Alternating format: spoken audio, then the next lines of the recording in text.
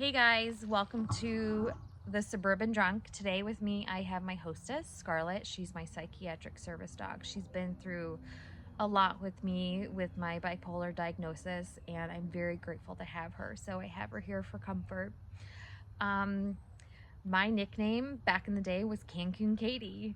I thought I was the life of the party. Everybody laughed and everybody joined in with me and drank with me, but nobody really knew what was really going on inside my head. You know, I was the one at weddings that was falling over completely wasted and people were laughing at me and I was laughing with them because I thought it was funny, until you go to the urgent care the next day with a potential broken ankle or a concussion and they ask you what happened and you just have to lie because you don't want anybody to know what's really happening. Nobody wants to know like what's really going on in your mind. I disappeared. I didn't want to feel anything. I didn't want to, self-reflect on what I was doing. And honestly, I had no idea I had a problem. I thought, drinking a lighthearted IPA with a low percentage of alcohol was okay, and it wasn't.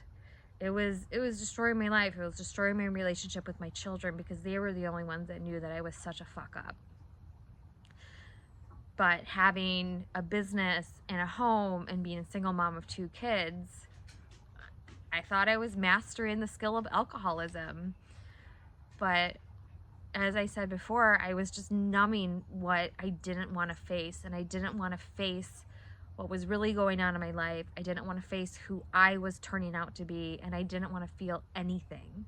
So I numbed it every single night. Once 12 o'clock rolled around, boom, I was gone. I was in the garage, on the back porch, even in the middle of winter in Michigan, I was in my garage drinking.